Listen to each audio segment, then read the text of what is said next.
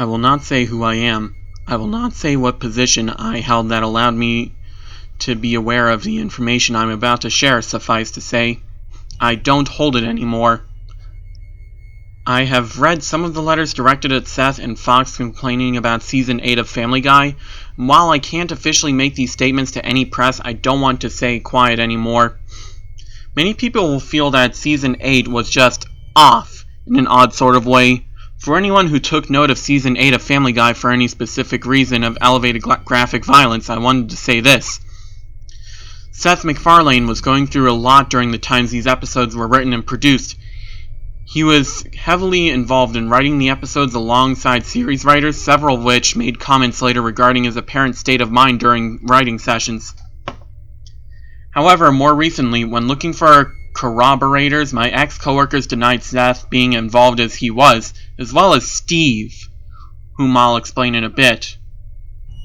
A number of scenes did generate a certain amount of negative viewer response, Peter's head being crushed between two logs, for instance, but I'd like to point out that these images were no more graphic than the things you might see in other adult cartoons. In addition, there has been blood and gore in the series before. Typically, it's just more spread out over the season.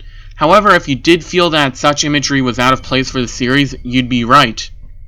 Editors cut nearly 2 hours of animated gore, violence, and sexual abuse from Season 8, as well as rejected 3 proposed episodes featuring the character Quagmire stalking, capturing, raping, and finally killing a woman whom he keeps for several days while alive in his basement. Stewie developing a mind control ray which he tests on Brian, though he eventually uses it to have relations with him. Lois becoming pregnant after cheating on Peter in a threesome with friends from college, confesses to him, and after they argue about what to do with the pregnancy, he performs home abortion on her using a coat hanger.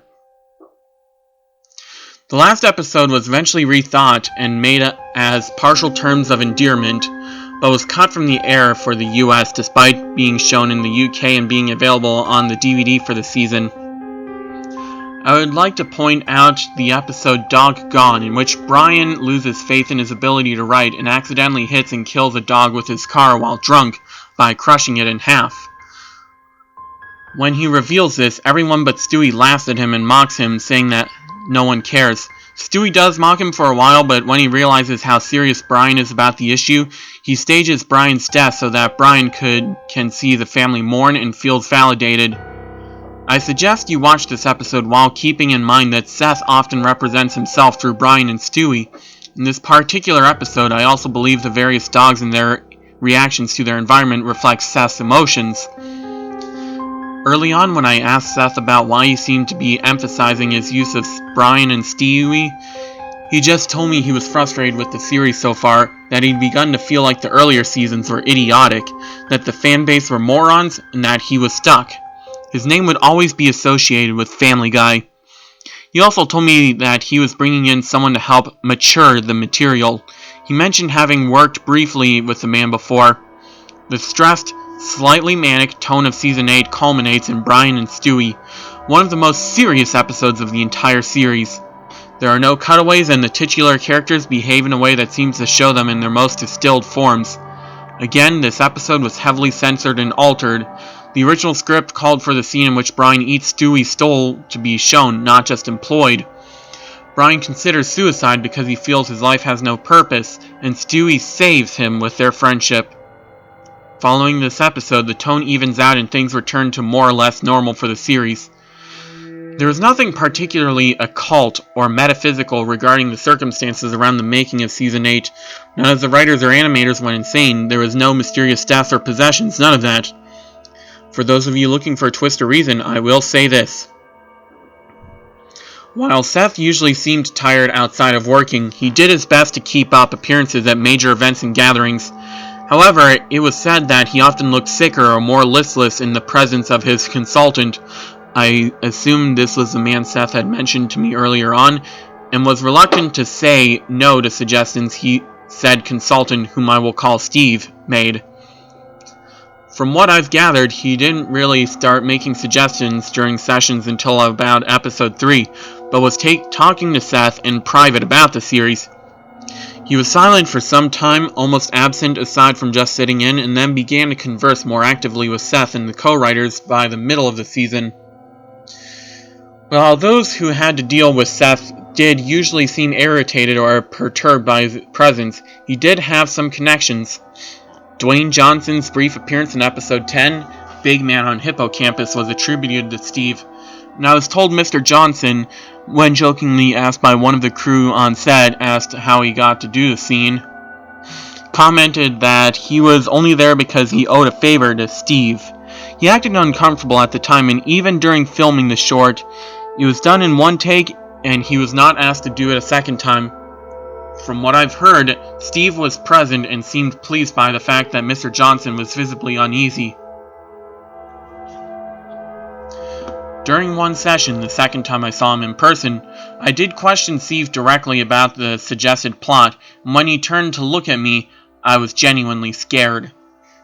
I had no idea why. He had never once threatened, swore, or made a personally violent move. I suppose it was a series of ideas regarding violence and gore he pitched to Seth. I should mention that when others did protest suggested violence, Steve would typically switch to sexual themes, racism, mental illness, or just withdraw altogether until he could work in one of his themes again.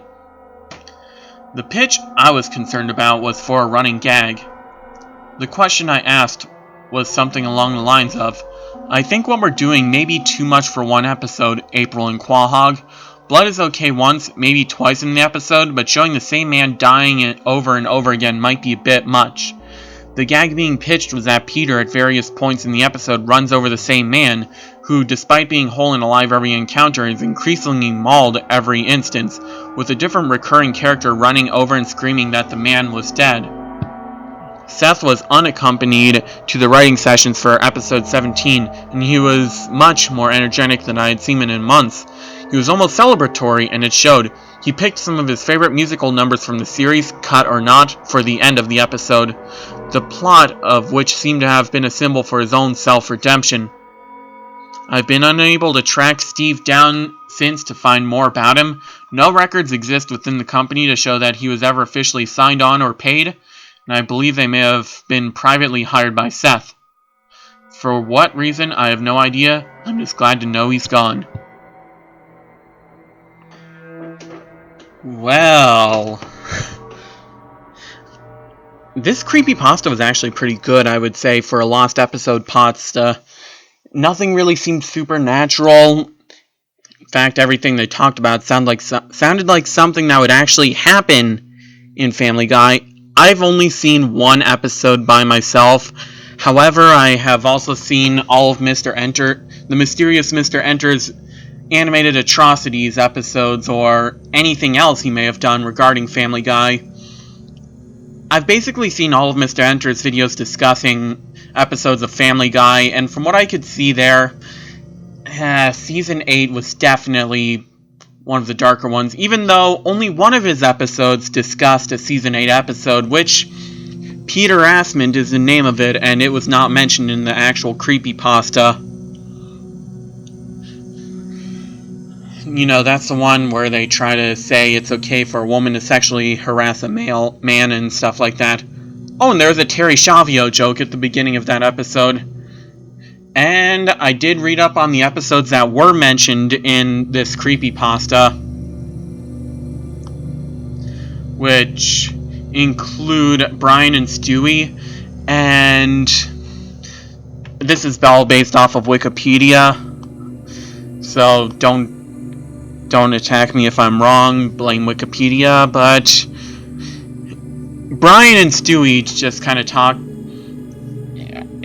A lot of the stuff that's discussed in the creepypasta actually happens in the story, in the movie, on the episode, that is. Wow, I took a little break between reading and talking about this to read up on Family Guy Season 8 to try and kind of get a background on it. And then, doggone, what they talk about in this, pretty accurate.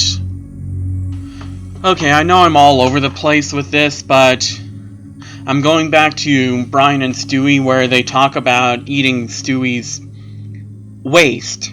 According to the creepypasta, it was supposed to be shown. I did not find anything on that on Wikipedia, but feel free to look into this yourself on IMDb. But let's just say it sounds like something I would actually expect. Doggone, I discussed it already. April and Quahog. Let's see what this creepypasta said about it, so I can just kind of remember.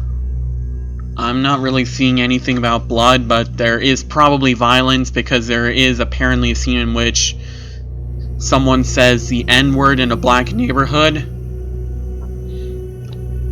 And then, of course, the creepypasta also talks about partial terms of endearment, which was actually banned in the United States because of because it was pretty much all about abortion and mocking the pro-life movement.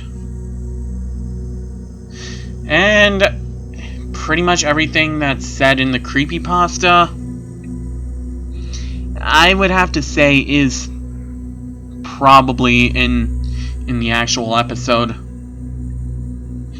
I mean, it does say the last episode.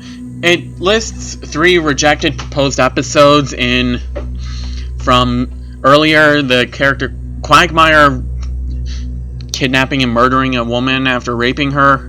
Stewie using a mind control ray to have relations with Ryan, and Lois becoming pregnant on Peter, and then abortion. Now, the last episode was rethought and made as partial terms of endearment. Now, let me see. For some reason, the whole Stewie having relations with Ryan thing sounds awfully familiar. I can't help but feel that there was actually an episode of Family Guy where Stewie and Brian actually had kids. Family Guy, Stewie impregnates himself with Brian's DNA. Or Stewie is Inciente, which is the 12th episode of the 13th season of Family Guy. And yes, there is actually an episode that occurs later on where Stewie and Brian do have some sort of relationship. Well, kinda. The creepypasta implies it was actually for them to do it, but in the actual episode it's just about Stewie using Brian's DNA to get himself pregnant for whatever reason. It's weird. Just what I can see just seems weird. So, was there really a guy named Steve helping Seth MacFarlane that's off record? Maybe. I'm doubtful, to be honest. But this creepypasta was written in a way that it could actually be realistic-ish. So, just tell me what you guys think in the comments section. Anyone who's actually more versed with Family Guy, because I've only ever seen a couple episodes. I'm not crazy about it. It's not something I'd be really into. But if you like what you saw, please like, comment, and subscribe. Thank you for watching. Have a good day. God bless. Peace, Pacham, and bye.